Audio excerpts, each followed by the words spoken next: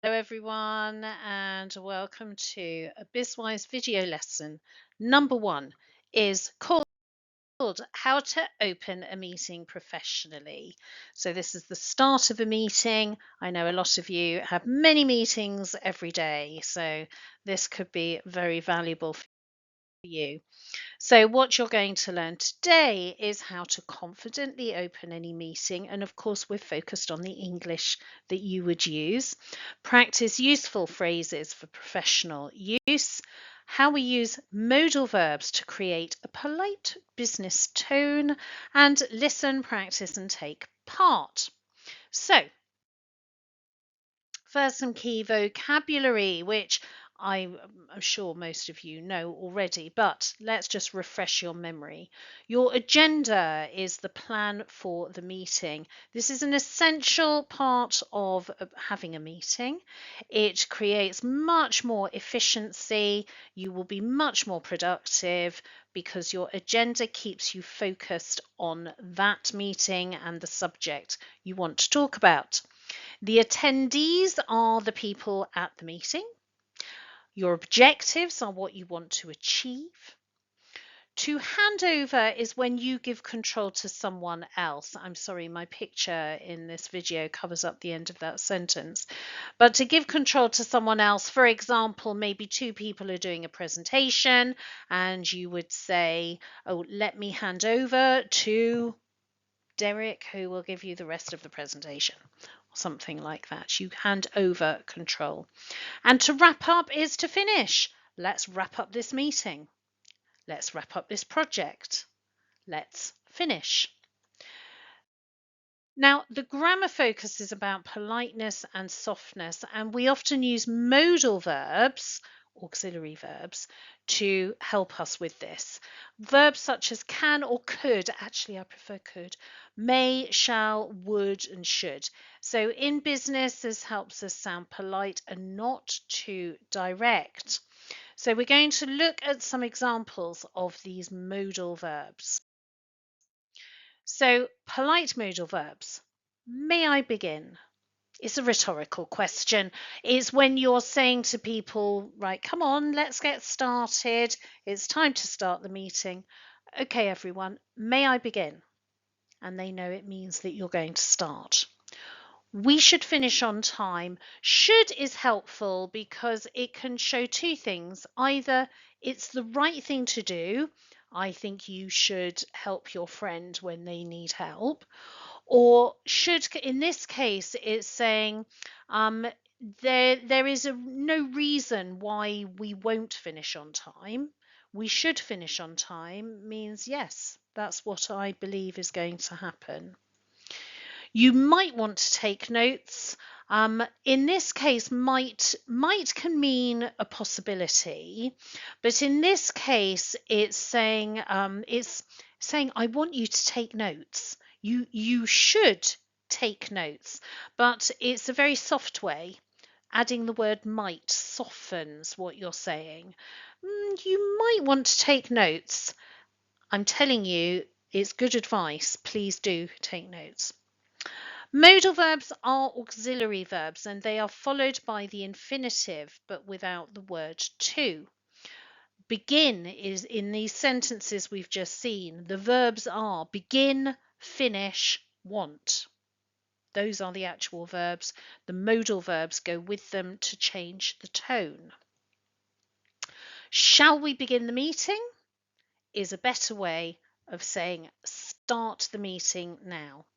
So, shall we begin?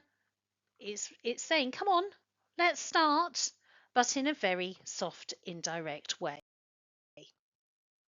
Now, some real meeting openers that you might hear, you could use are, let's get started. Now, this is very interesting. Let's.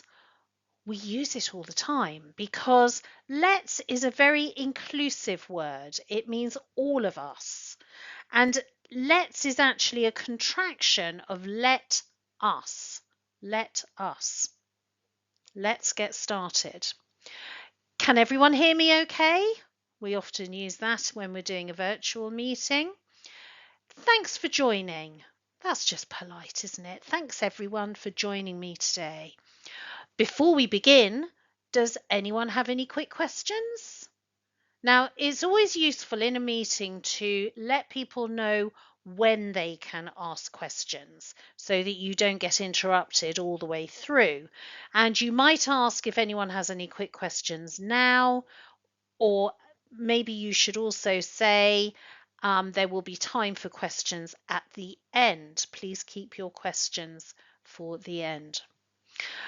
Let me just share my screen. We hear this very often too in our virtual meetings. And another interesting point, the word just. We use it to make things seem less important, less than they are. When I say, let me share my screen, that's fine. But let me just share my screen, just you'll hear this being added and it doesn't have a great meaning. It just means I'm making it sound more polite. Now, some new vocabulary, perhaps. How do you learn new vocabulary? Think about it. You might see a word or hear a word and think, oh, that's useful. Yeah, yeah, okay. Maybe you write it down on a list. Maybe you type it in a list. I hope not, because that does not work well. But whatever you do, just writing it down or typing it, and that's all, that's not how you are going to improve. Now, sure, okay, we all find our own method for learning, but the vocabulary you know now, all of your English that you know and you can use in conversation, you can write in emails, this is in your long-term memory. Not short-term memory, long-term memory. But if you just look at a word or listen to a word and then walk away from it, it might only go into your short-term memory. That is not going to be a way for you to remember it. But there is a method I like to suggest to all my students called the gold list method. You can go online and do some research, look for the gold list method, and you will see lots of different ideas of ways people use this method.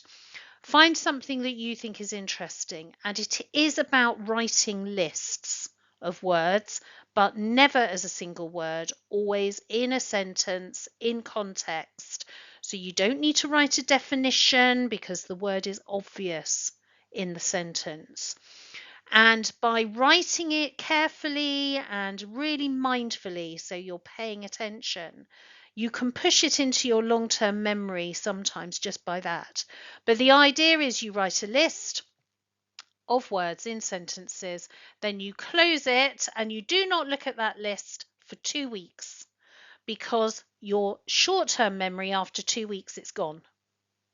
So you can check your list again after 2 weeks, and the words that you still remember are actually in your long-term memory. The words you don't remember, you write in a second list. Just write them again, don't look at them for 2 weeks. Then when you come back to look at them again, you will remember some, but not all. And the ones you don't remember, you put into a third list. 3 lists, bronze, silver, gold, and that's it. You will know all of those words. You can have a new list written every day. So every day you're looking at a list from 2 weeks ago, plus writing a new list. It only takes a few minutes every day, but it is a absolutely proven method. It works 100%, but you have to do it every day or regularly.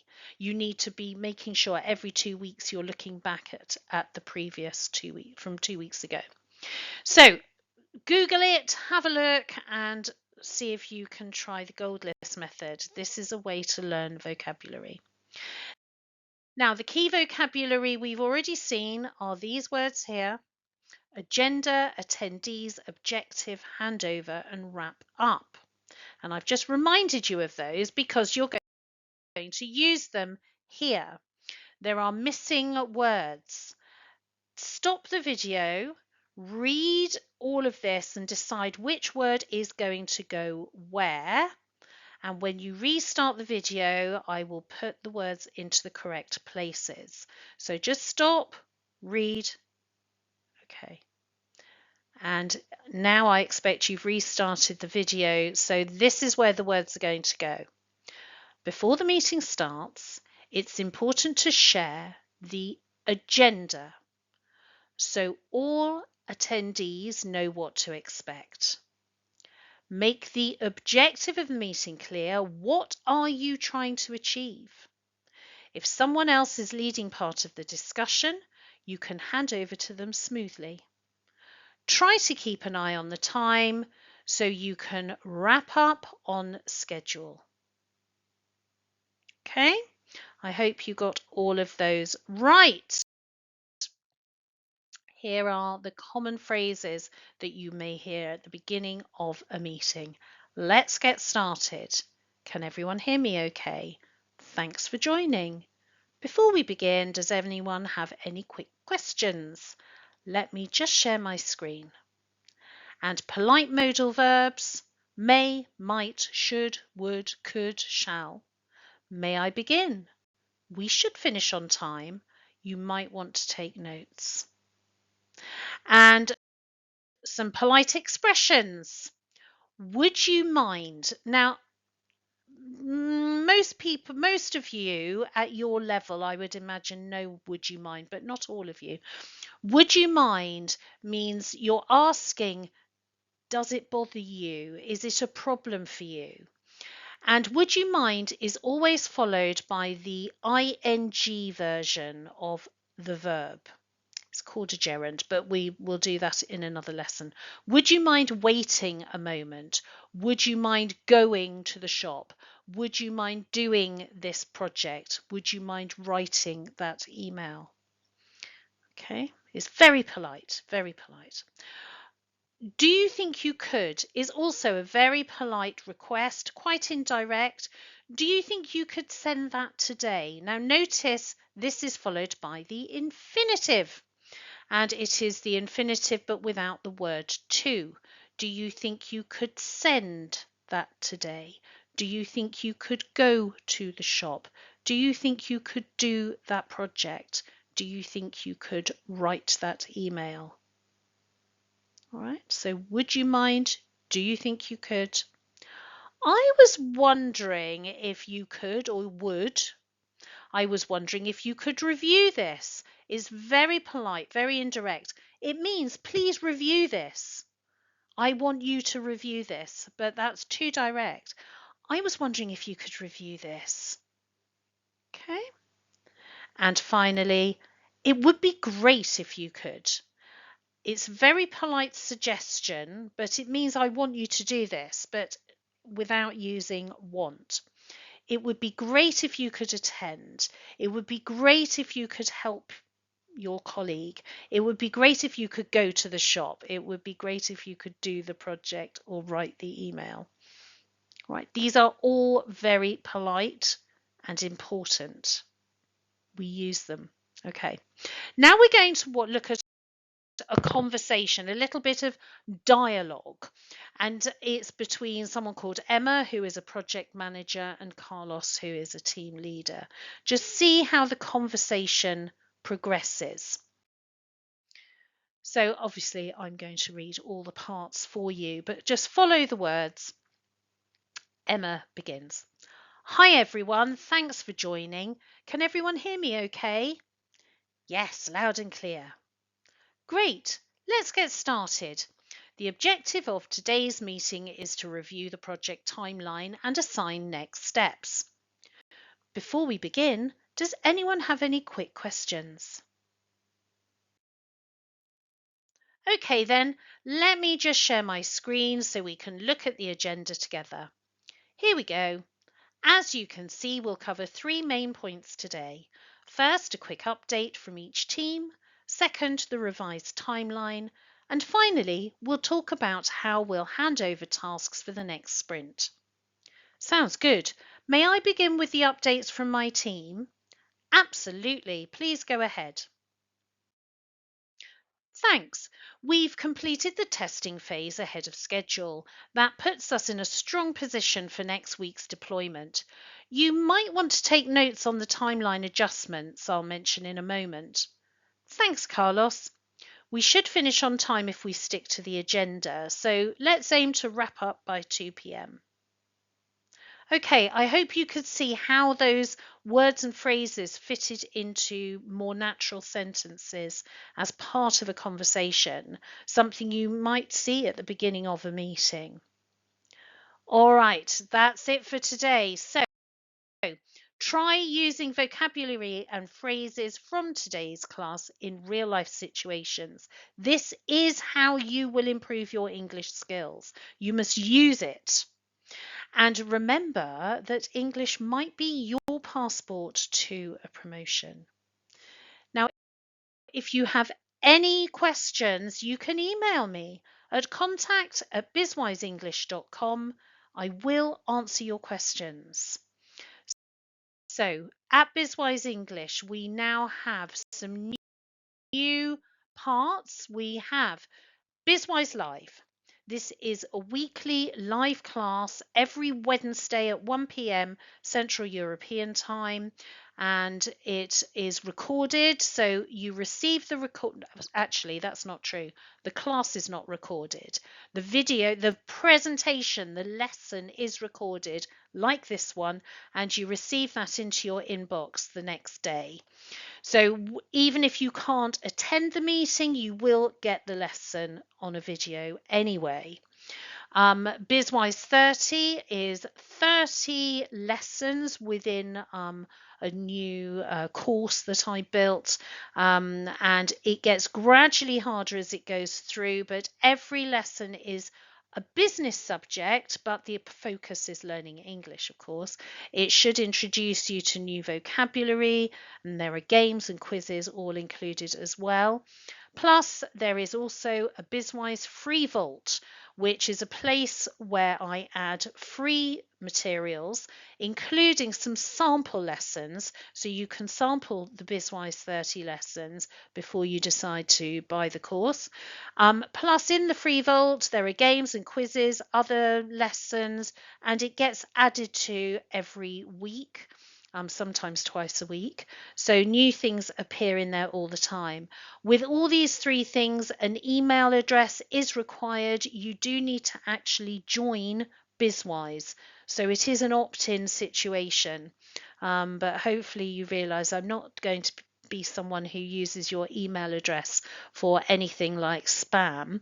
So it is just a case of joining BizWise and having access to all of these things. And would you like to see a few more business idioms? Maybe you would like to practice some BizWise idioms. There is a word wall game here. I build games in this platform, and you can use the QR code or that web address to just play a game. See if you know business idioms. It's a fun game. And I will see you next time in the second lesson. Thank you so much for watching.